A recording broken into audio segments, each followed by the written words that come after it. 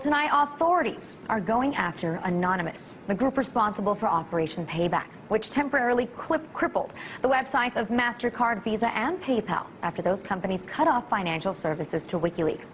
5 people have been arrested in the UK.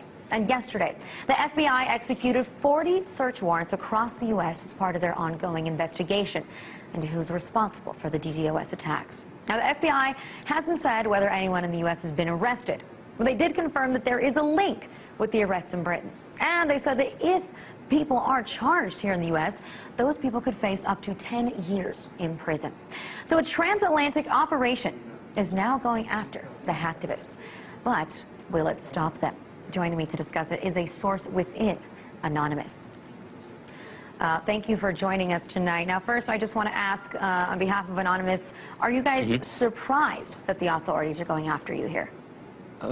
It is a horrible shame that they continue to go after us, but it doesn't surprise us at all. I mean, we've been aware for months that Scotland Yard and the FBI have had ongoing investigations against Anonymous. It's kind of, I think it's the kind of their quest to bring down the whole of Anonymous, and they're never going to succeed. They kind of think that all of our base belong to them, and they're very wrong. Why do you call this a shame? Do you consider that what you've done is a criminal activity, or is this a peaceful form of protest? I've seen some of your statements claiming that.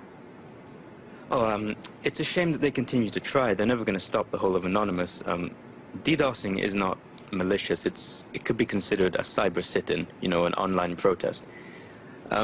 It's not harmful. It's much like, well, think of it much like blocking an entrance to a building like a bank or a shop. We're not breaking windows of buildings. We're not destroying parts of websites.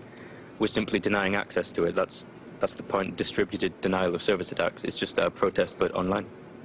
Now, it seems like there's an international effort going on between the UK and the US. And I know that you guys wrote out a statement for the British government. Do you have anything to say for the US government now that you know that they're working together on this one? At the moment, I can't speak for the whole of Anonymous, but we do not have a current US government press release. It might change, so we just say keep your eyes peeled on the internet. But how do you take these actions from the U.S. government, executing 40 search warrants all in one day across the U.S.? Oh, we're taking it quite well. We're trying to find out who it is. We're trying to support people. It is a pain. Again, we're not worried that they're going to catch all of us. Hold on, sorry. My connection is giving me issues. Are you still with me? You can keep talking so we can see if we can still hear you. I think that we may have lost our Anonymous representative. Please tell me if you're still with us and your connection is better. I think that we may have lost him there. I think we're trying to redial, but 40 search warrants, like I said, were served yesterday by the FBI across the U.S., and they said that they haven't yet arrested anybody, but these people could face up to 10 years in jail. Now, if you remember, we've spoken to officials from Anonymous, or representatives, excuse me, a number of times on this show, especially after the first time that they decided to go after the websites of MasterCard and Visa in response to WikiLeaks. And Anonymous also has come out recently in support of what's going on in Egypt. They say, they even wrote a letter saying that this is a warning to the Egyptian government. They are not about censorship. As you know, the Egyptian government, as we spoke tonight, shut down the internet. They also shut down all cell phone communications. And I think that we have our Anonymous official representative back now. Since I was speaking about it, I was just mentioning that Anonymous released a statement in which you also were supporting what's going on in Egypt right now. Is that correct? Yes, we're supporting the... Firstly, sorry for my connection there. Yes, we're supporting the protesters in Egypt. We have been... well, of course, the internet has been shut down in Egypt. We've been sending faxes of WikiLeaks documents to Egyptian locations like schools. We're trying to get people involved in WikiLeaks, trying to help people out.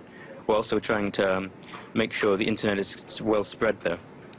Most internet ISPs in Egypt have been shut down. There's still some dial-up going on that the government used, so we've been trying to help people with that too. Now, in regards to you know, the investigations by the UK and the US, what's your plan here?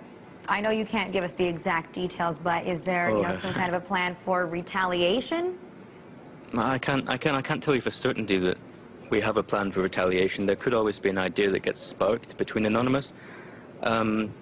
It could always happen. Mainly, I'm just baffled by the FBI's statement about this, that DDoSing can earn up to 10 years in prison. It's pretty ridiculous. I think they just see us as hackers on steroids. They're trying to take us all down. But we don't have any initial plans, but that could change.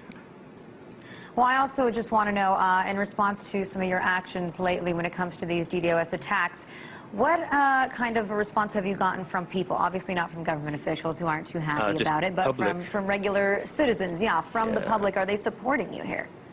I'm in lesbians with this question, definitely. We've got such a large influx of positive support from everyone.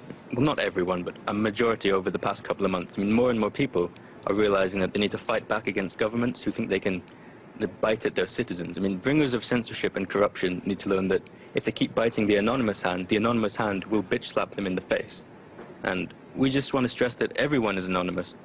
We're not a secret club, a malicious hacking group, a cult of cyber terrorists, or an underground insurgent clan. I mean, we're not contained within one IRC network, one image board, or one human generation. I mean, we're everyone and we are no one. We're the producers of your show, we're the people at home watching it, on YouTube or other televisions. And if you want to help out our cause, we have sites like anonnews.org and anonops.ru to get started. We have press releases, news sources, a forum, and a public IRC network that you can come on any time. We're never going to give you up, we're never going to let you down. I think that some of our producers here on The Ilona Show might counter that statement, but thank you very much for joining us.